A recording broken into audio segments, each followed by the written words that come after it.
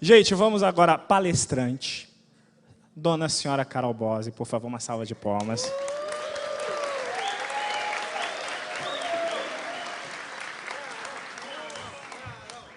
Tá bom, tio, tá bom, beleza.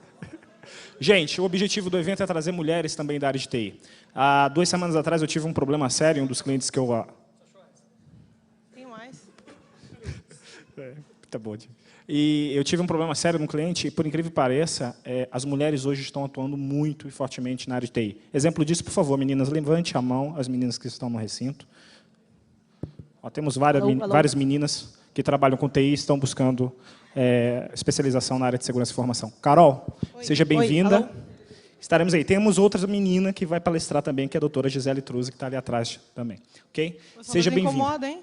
Hã? Essa luz incomoda um pouco. Não, imagina. Você não falou que incomoda?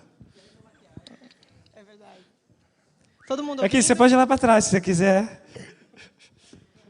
Bom, obrigada. Primeiro, obrigada pelo convite, a oportunidade. Estou bem contente aí de ver várias meninas no evento de segurança. Parece que a gente bateu público recorde. Quem acha que é muito pouco ainda, parabéns. Quem acha que é muito pouco não está acostumado a frequentar evento de segurança, que geralmente tem eu, uma colega minha, namorada de alguém, esposa de alguém. Mas bacana. É muita responsabilidade estar aqui depois do Alexos, né? Depois desse showman. É bacana, é difícil fazer uma palestra tão bacana assim, mas vamos tentar. Tanto da dele quanto do Nelson Brito, que faz toda uma multimídia na palestra dele, então prometo ser breve para não ser tão maçante. Todo mundo pergunta quem é a Carol Bose, o que eu faço, ela está em todo quanto é Twitter e Happy Hour, evento de segurança, ninguém sabe o que eu faço. Carol Bose não é programadora, não é administradora, não é hacker. Mas, enfim, eu trabalho com segurança, mas eu trabalho com vendas. Eu sou pré-venda técnica e eu participo de um mundo, de uma esfera um pouco diferente do pessoal da área acadêmica, da área de pesquisa. Eu estou direto com o cliente, então eu estou ouvindo o que o mercado lá fora precisa, as necessidades e o que eles não fazem. Então, essa palestra do Alexos veio bem a calhar, porque existem boas práticas, existem coisas simples que você pode fazer e não fazem. Então, assim, se vocês acham que é difícil, vocês como administradores, vocês acham que é difícil a sua equipe trazer boas práticas para o ambiente? Imagina o mercado corporativo, que depende de budget, e nunca segurança é priorizada dentro de uma empresa. Então, é complicado. Então, vim aqui passar um pouquinho dessa visão que eu tenho de mercado, do que eu vejo que é tendência lá para frente.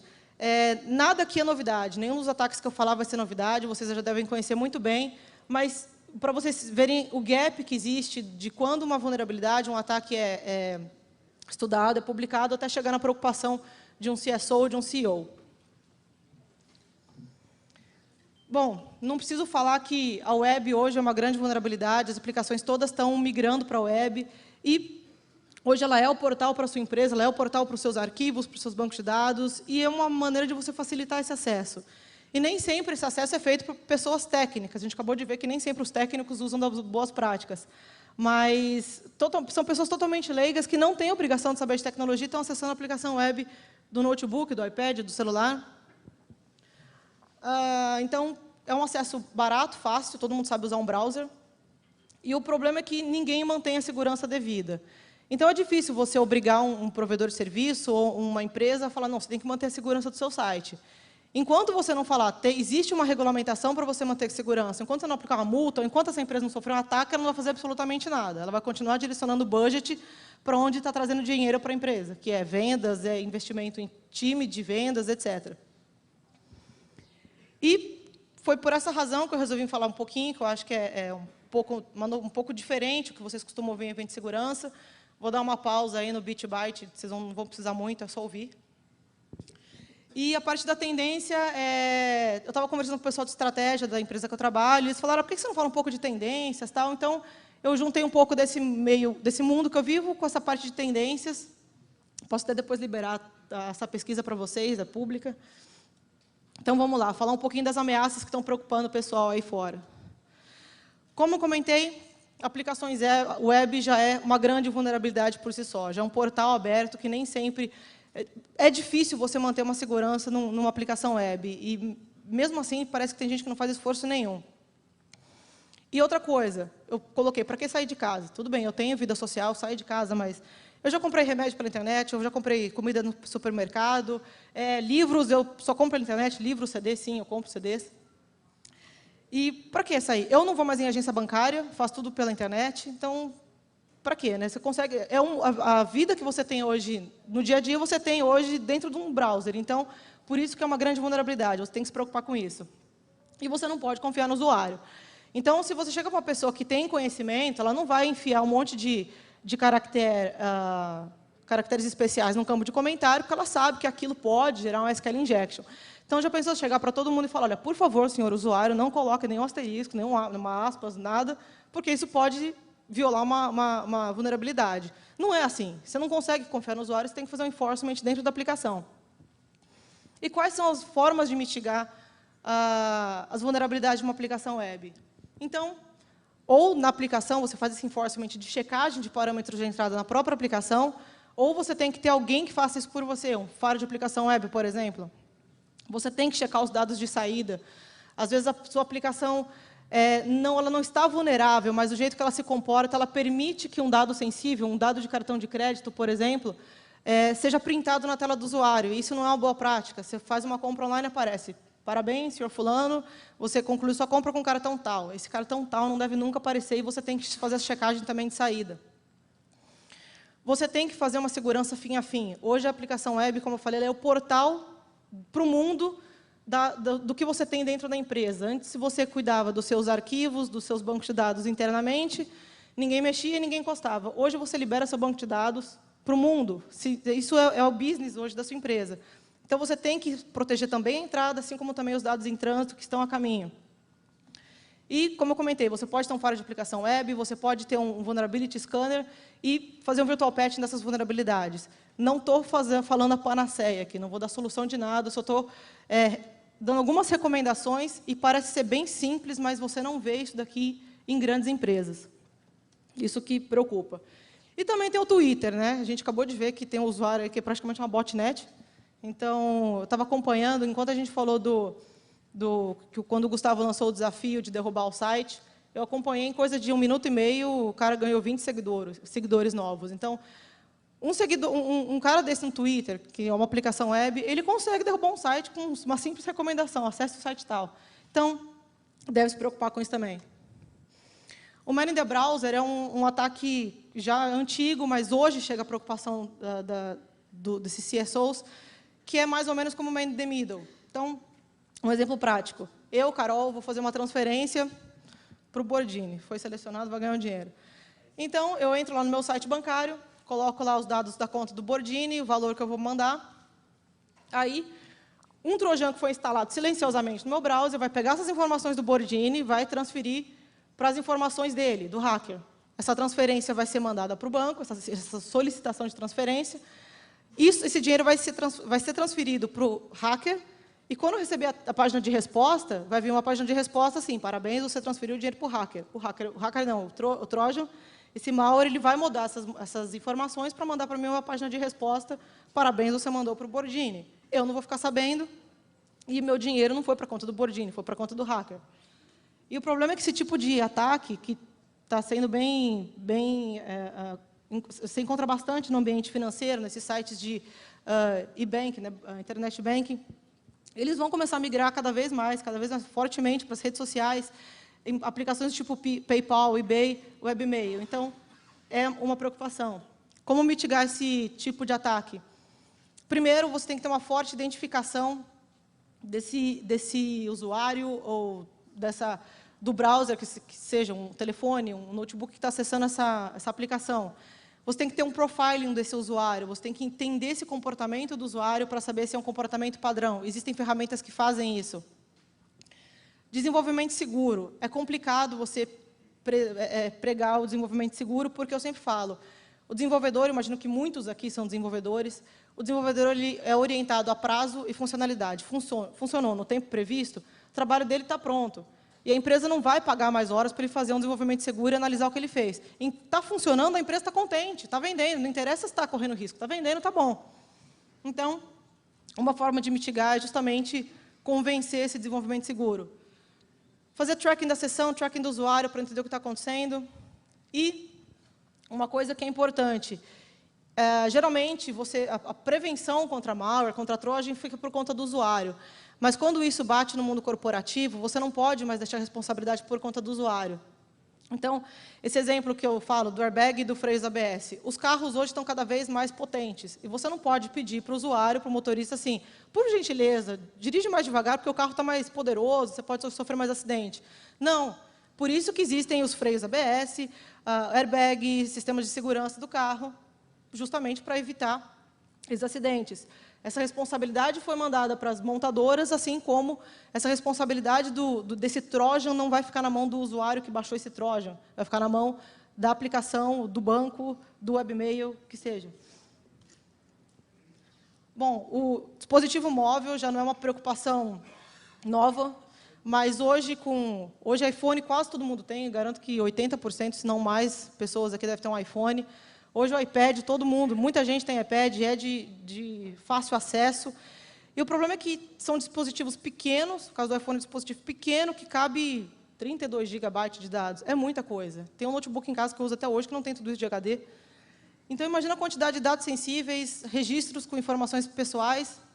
Aí o problema é, perdi meu notebook. Nossa, acabou meu mundo. Se eu perdi meu telefone, já aconteceu comigo. Eu perdi meu telefone, fiquei chateada. Poxa, perdi meu telefone, gostava, era um BlackBerry. Se alguém achou, por favor. E não foi tão dramático se eu tivesse perdido meu notebook. Não tinha nada tão sensível, tão sigiloso, mas existem telefones que têm dados sigilosos. Existem pessoas que... Tem até um caso de um usuário da Apple que deixou o telefone, esqueceu num bar e tinha dados de importantes compradores de uma primeira edição do iPad. Enfim, meu telefone não era importante, mas você pode ter muitos dados num simples telefone. E você tem que também mitigar as vulnerabilidades de um dispositivo de acesso como esse, porque está amplamente utilizado. E outra, geralmente ele está fora do escopo da política da empresa, principalmente a política de senhas. Então, seu notebook tem que ter uma senha forte. Se você criar uma senha que não é forte, o sistema não vai deixar. O seu login na aplicação da empresa tem que ter uma senha forte. O seu telefone, o iPhone tem 4 dígitos. Quantas tentativas você tem que fazer para conseguir? Não é muita coisa. Se você quer realmente violar, é simples. E, da mesma forma, é um problema de negócio. Você não pode colocar responsabilidade no usuário. E também você pode acessar o Twitter no telefone. Então, o Twitter pode ser, como eu falei, parece bobeira, mas você, tendo muitos seguidores, você consegue derrubar um sistema. E hoje o Twitter você tem no mobile. Você pode disparar esse ataque de onde você quiser. Formas de mitigar essa vulnerabilidade.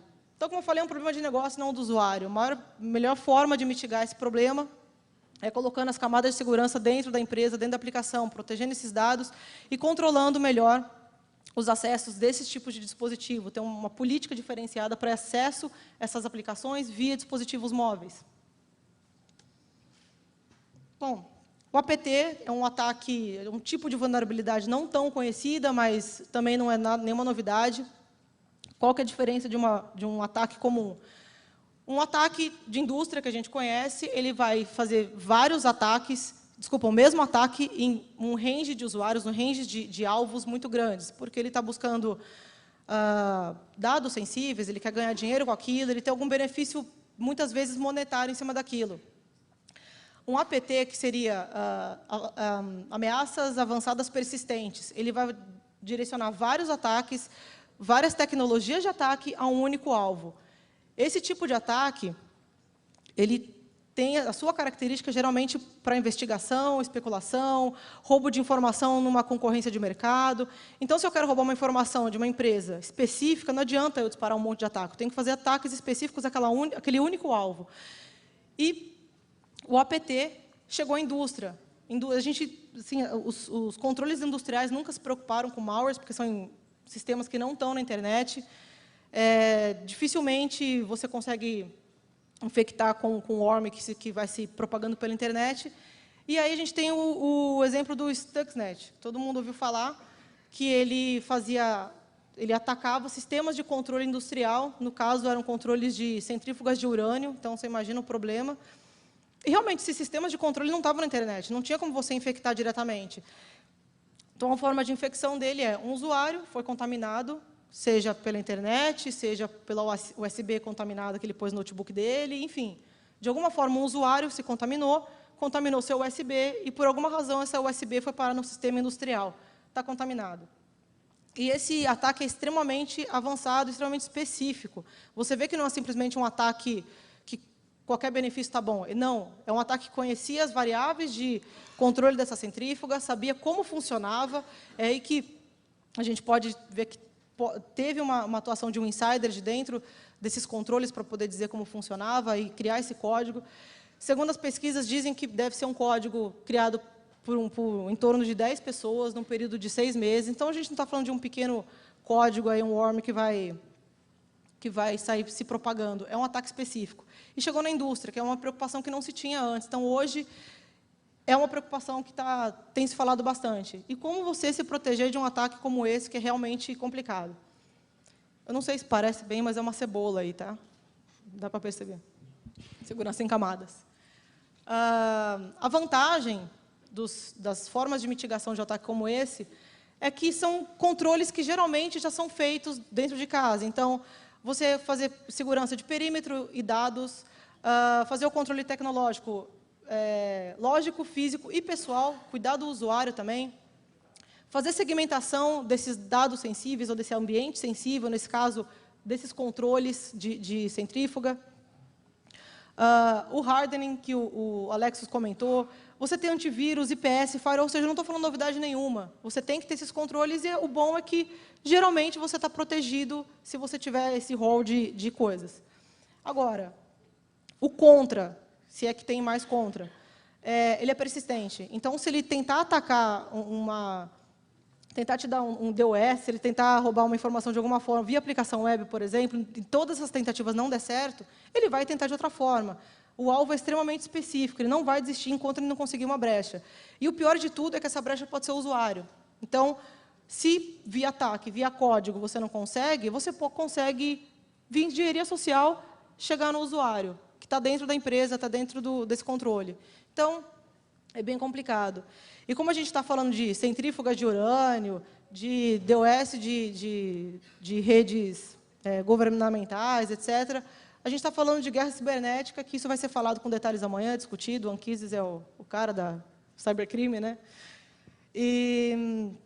Mas, assim, da mesma forma que os governos nos protegem em suas barreiras físicas, então, aérea, marítima, eles têm que nos proteger na parte tecnológica também. E essa preocupação não está tão implementada, assim, as soluções não estão bem implementadas como a gente gostaria. Bom, Insider. Quem assiste as palestras do Nelson Brito conhece esse filme, o Departed, ou The Insider, os infiltrados, no caso.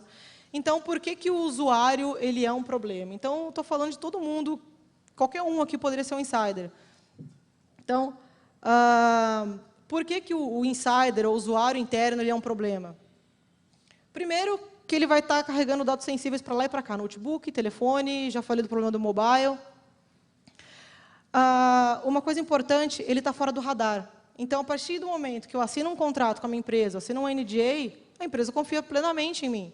Então, por que eles vão direcionar os esforços de auditoria, de monitoramento para um usuário que está dentro da empresa, que é braço, é parte daquele mundo, se eu posso fazer isso, direcionar esses esforços para os hackers que podem estar entrando na minha empresa? Então, ninguém presta atenção.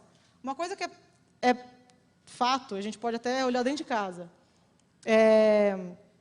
mitigar ou me proteger de um ladrão é relativamente simples. Eu tenho uma portaria no meu prédio, minha porta fica trancada a chave, e minha faxineira, que tem a chave de casa, e eu confio nela. Então, eu não vou tomar conta da minha faxineira porque eu confio nela, mais ou menos essa analogia. Então, o ataque, nesse caso, via insider, é relativamente simples, porque ele tem acesso legítimo a essas informações, então ele não vai estar ninguém vai estar fazendo um rastreamento dele, como é feito do ambiente externo, de um acesso de um hacker, por exemplo. E é uma prevenção muito cara. Então, pensa de novo no caso da faxineira. Parece bobeira, mas é verdade. Vou fazer o quê para me proteger da minha faxineira? Encher minha casa de câmera? Não vou fazer isso. Então, eu prefiro confiar nela e não vou prestar atenção, mas ela pode roubar alguma coisa minha, ela tem acesso legítimo às minhas coisas. Então, uma forma de você mitigar esse insider. Primeiro, classificação dos dados. Isso não é comum de se ver nas empresas, apesar da real necessidade. Então, classifique esses dados, E dê a segurança necessária aos dados mais sensíveis. Escolha onde direcionar esses esforços. Controle de acesso e gerenciamento de privilégios. Você tem que deixar o usuário ter acesso e poder manipular somente o que ele precisa saber e somente o que ele precisa ter acesso. Não é porque ele é meu funcionário ou ele assinou um contrato comigo, um NDA, que eu vou deixar ele acessar tudo. Não é assim. Eu preciso ter uma ferramenta de auditoria, dizer quem acessou, quando acessou, o que acessou, quais foram as modificações. Conscientização e treinamento. Então, o bom senso, todo mundo esquece. Todo mundo esquece de treinamento e acha que só tem que gastar com tecnologia. Não é isso. Essa parte do ser humano é muito importante, porque é o que falam. O ser humano é o elo mais fraco da corrente, etc. Tem N frases aí, clichês, para falar do ser humano. Mas é isso, conscientização, treinamento. E mantenha a sua mesa limpa. É papo de neurótico, mas é isso mesmo. Você pode deixar um documento em cima da sua mesa, alguém pegar, a faxineira pegar. Coitada da faxineira, né? Estou de bode expiatório. Mas é verdade, eu posso chegar para ela e falar, ó, você pega para mim, te dou uma grana. É possível. Então, mantenha a sua mesa limpa, que já é um bom caminho. E aqui, alguns rumos que eu vejo de mercado, algumas tendências que, enfim, que eu escuto aí na rua. Primeiro, dinheiro digital. Dinheiro digital já se fala há muito tempo. A gente pode pensar em dinheiro digital como o PayPal, por exemplo, ou uma forma de você fazer um pagamento através do Twitter. Não estou inventando, isso existe. Ou, inclusive, tem um exemplo nessa figura, não vou pular, mas... É um dispositivo que você acopla no seu iPhone e ele vira um leitor de cartão de crédito. Então, isso você está facilitando o acesso a esse pagamento, você está gerando novos negócios. Empresas pequenas, hoje, elas podem estar na internet, elas podem estar na web vendendo, mas aí que vem os problemas, as consequências. Então, deve se preocupar com isso. Existem, inclusive, iniciativas aqui no Brasil, existem grupos de pessoal querendo desenvolver uma cartilha, vamos chamar assim, para e-commerce, porque nem o mínimo essas empresas estão fazendo. E são os seus dados que estão lá dentro. Será que você vai confiar numa pequena empresa? Então, e tem também a questão dos ataques vão ser direcionados mais para essa área. É bem possível, os olhinhos aí dos hackers já estão brilhando. Então, tomem cuidado, tenha essa flag setada. Hacking é um mercado aquecido, então não sei quem de vocês aqui ganha dinheiro sendo um hacker, mas é um mercado aquecido. Eu não estou falando do hacker que trabalha com segurança para proteger a empresa e sabe lidar com código. Estou falando do hacker que vai invadir um sistema para ganhar dinheiro com isso, tem fins monetários. O cerco está fechando, então a preocupação está aumentando, apesar de não estar tendo o timing que a gente gostaria, está aumentando. Então, os pequenos hackers, aquele cara que fazia os pequenos ataques da casa dele, aquele menino interessado em tecnologia e curioso que aprendeu alguma coisa, ou esse cara vai acabar, não vai mais existir, ou ele vai se juntar a grandes corporações criminosas. Então, isso vai virar um mercado realmente. Você vai precisar de financiamento, dinheiro, desenvolvimento. Então, não é só um cracker que está em casa que vai conseguir sobreviver nesse mercado. A gente pode até ver o exemplo da SPI e da Zeus, que são malware makers, anunciando a fusão. Então, a gente não está falando de a nova aquisição da HP, a gente está falando de dois malware makers, duas gangues criminosas se fundindo para gerar códigos cada vez mais avançados e cada vez mais caros, porque eles vendem esses códigos, vendem esses malwares. Então, é bom se preocupar. A conformidade, que eu acho o seguinte, é a única forma de você investir em segurança. Enquanto você não chega para uma empresa que é voltada a budget e não fala para ele assim, olha, eu vou te dar uma multa se você não cumprir com isso, ou se você não tiver o mínimo de requisito cumprido, esses itens de segurança, ou então você não vai poder fazer negócio comigo se você não tiver esse selo de ISO, por exemplo. Só dessa forma é que as empresas começam a botar a mão no bolso. A hora que a água bate na bunda que eles começam a se preocupar. Ou a hora que ele toma uma multa, ou a hora que ele toma um ataque. Então, é que nem você pensar assim, você põe cinto de segurança porque você toma multa. Não porque você tem medo de ter um acidente, bater. Porque comigo não acontece nada.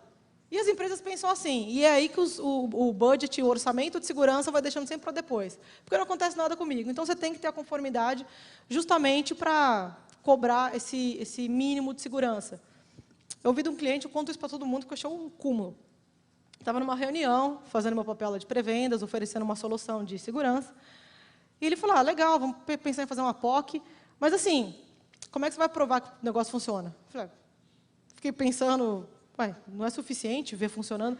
Ele, não, porque é o seguinte, eu vejo no meu Firewall, todo dia eu pego uma lista de ataques que eu sofri, mas nunca aconteceu nada. Pensei, não falei para o cliente, mas pensei.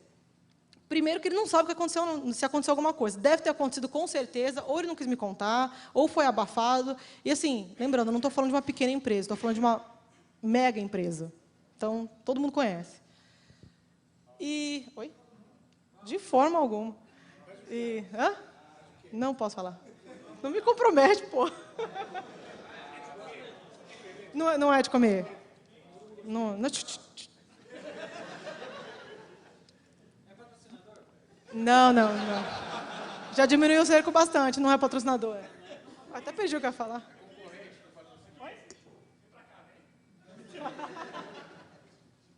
Não é aqui que você trabalha, fica tranquilo. Deixa eu falar, não vou falar. E outra, eu fiquei pensando assim, tá bom, vamos supor, pensando no melhor dos mundos, não aconteceu absolutamente nada com ele, porque ele tem coisa importante guardada na empresa dele, a aplicação dele está bem vulnerável. Supondo que não aconteceu nada com ele. Eu fiz uma analogia, pensei, estou em casa, arrombaram minha porta várias vezes, eu não vou fazer nada, não roubaram nada, não vou trocar fechadura, não vou ficar preocupado. Para quê? Então é a mesma coisa. E é isso o mercado corporativo. Infelizmente, é assim. Então, a gente vai em evento de segurança, todo mundo falando de novas vulnerabilidades, novas técnicas de ataque, novas formas de mitigar. A gente chega no mundo lá fora, não é nada disso. É um mundo completamente à parte. Se o Alexis acha que na empresa dele não tem o controle adequado, tem várias histórias para contar para ele de barbaridades que a gente vê na rua. E aí, uma outra preocupação em relação à compliance, à conformidade, que a gente vê muito isso se falando, PCI e SOX é o que eu mais ouço falar hoje em dia. Fico pensando na nuvem, como é que isso vai acontecer? Amanhã a gente vai discutir isso no debate, mas assim, vamos pensar, eu tenho uma empresa, eu contratei um serviço em cloud para armazenar meus dados, por exemplo. E aí eu tenho uma conformidade que diz que eu tenho que ter os dados armazenados, não importa onde, com criptografia forte. Aí vamos supor que essa empresa armazena esses dados na nuvem, e essa nuvem está localizada num país que não permite criptografia forte. E aí? Então, a gente começa a entrar numas dúvidas aí, o que vai ser feito em relação à conformidade. Então, nuvem é uma coisa um pouco nova, apesar de já se estar falando bastante, mas existem coisas não muito bem definidas. Conformidade é uma delas. Em relação ao hacking ser um mercado aquecido, também tem o Twitter. Então, você viu que a gente pode... Foi um simples challenge aí que o Gustavo fez para o colega dele e derrubou o site. Imagina que você não pode fazer se realmente o cara está disposto a derrubar uma aplicação ou uma empresa. Então, alguns outros caminhos de segurança. Segurança está na moda, né? Então, a gente vê várias empresas adquirindo empresas de segurança, empresas que tipicamente não são de segurança. Então, ultimamente a gente viu a HP comprando a Fortify, a HP comprando a ArcSight. A HP não é uma empresa de segurança e está indo para o mundo de segurança também. A IBM comprou a Guardian, a Intel comprou a McAfee, por essa ninguém esperava. Então, a gente vê que segurança virou uma estratégia de negócio. Se não fosse legal esse investimento, se segurança não fosse um bom investimento, essas grandes empresas, esses grandes vendors não estariam investindo em pequenas ou médias ou grandes empresas de segurança. O que mais me preocupa é que, assim, o mercado, os vendors estão se preocupando com isso, as empresas ainda não. Eu falo, o timing das empresas, o tempo de resposta é diferente. Como eu comentei, clouding também é uma nova tendência, é uma coisa que se fala muito, que está na moda. Os próprios vendors eles estão migrando as suas aplicações para a nuvem. Os vendors eles estão criando soluções para virtualização. Eu mesmo, até outro dia, vendi appliance, agora minha empresa vende appliance virtualizado. Já existe isso implementado em cloud lá fora. Então, é uma tendência. E aí começa aquelas grandes preocupações. Ah, mas e a integridade dos dados? E o sigilo dos dados? Eu estou compliance, eu não estou compliance? E é aí que a gente vê uma forte tendência de negócio, que as empresas vão começar, além de vender as soluções de segurança via serviço, via clouding, elas também vão desenvolver soluções de segurança para o clouding, ou seja, a empresa de clouding vai comprar essas novas soluções. Então, é um nicho aí que vai começar a crescer bastante. E algumas conclusões aí que a gente pode tirar.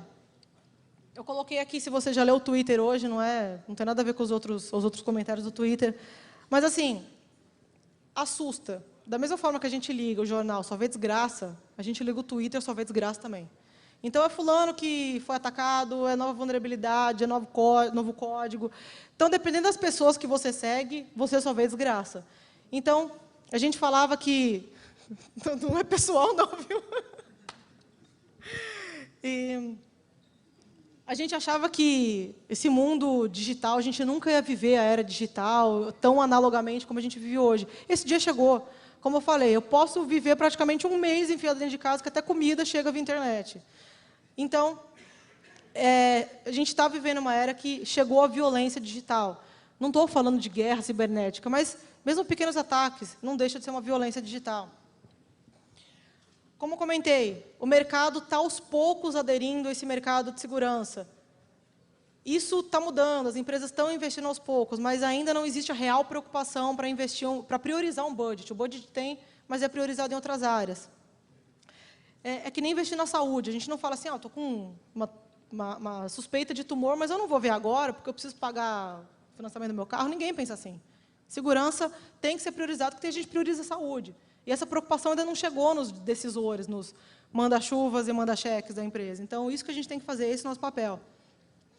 E o grande problema é lidar com as variáveis incontroláveis. Então, colocar um firewall bloqueando acesso, fazer o hardening do meu roteador, do meu switch, ok. E a corrupção humana? Teoria da conspiração, mas é isso mesmo. Você pode dar uma grana para o cara e falar assim, beleza, eu tenho acesso às informações, eu vou roubar para você, te entrego. Simples, não precisou de ataque nenhum, e não é tecnologia nenhuma que vai parar um tipo de ataque como esse. E aí que a gente volta a estaca zero. Parece que falar de segurança, essa preocupação toda de segurança, nada adianta, porque você ainda tem aquele usuário. Então, falei, mas isso para deixar claro o quê? Para chegar numa conclusão de quê? Não adianta reinventar a roda, e basta seguir boas práticas, como o nosso colega falou. Então, seguranças em camada, eu tenho que ter um firewall, eu tenho que ter uma proteção, tanto um firewall de borda como um firewall de core, eu tenho que ter um antivírus, eu tenho que ter um anti-spam, eu tenho que fazer minha segurança em várias camadas. Pelo menos, vai passar algumas, mas outras vão tentar segurar um acesso indevido. Use a tecnologia ao seu favor. Use um firewall para bloquear um ataque. Use um firewall de aplicação para proteger sua aplicação. Use um firewall de banco de dados, que estão se falando muito disso. Então, assim, use a tecnologia a seu favor. Porém, concordo, tecnologia custa caro, esse é o problema. O pessoal que trabalha nesse mercado de venda de appliance sabe que lá fora é commodity comprar appliance. Aqui não, tem um problema de importação, altos impostos. Custa caro, mas nem o barato está sendo feito, nem o custo zero está sendo feito. A empresa fala, eu não tenho dinheiro para comprar uma appliance, para implementar uma solução, mas também o cara não gasta 1 hora na semana para divulgar uma boa prática. Não manda e-mail para a galera para falar, você já trocou sua senha hoje, já atualizou seu Windows hoje? Não tem. Isso custa praticamente zero. Isso também não é feito. Então, é essa a mensagem que eu queria passar para vocês. Eu vejo que todo mundo aqui, assim, muita gente, a maioria trabalha muito com pesquisa, desenvolvimento. Vocês estão trabalhando com tecnologia de ponta no que diz respeito à segurança, aos ataques, mas essa preocupação toda que vocês têm não chegou nas empresas ainda. Isso é a grande preocupação, a grande dor que eu tenho, porque eu trabalho com isso. Então, quis passar um pouquinho dessa mensagem do que eu vejo lá fora, para vocês verem que o mundo lá fora é totalmente diferente. Ninguém se preocupa com segurança. Eu conto com vocês para me ajudar com isso. Vocês que trabalham no mundo corporativo, por favor, tentem mudar a mentalidade dos gestores e donos de empresa. Obrigada.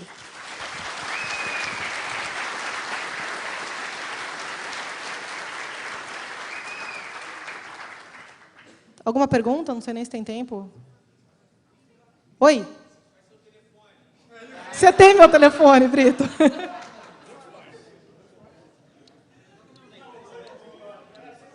Aquela... Obrigada.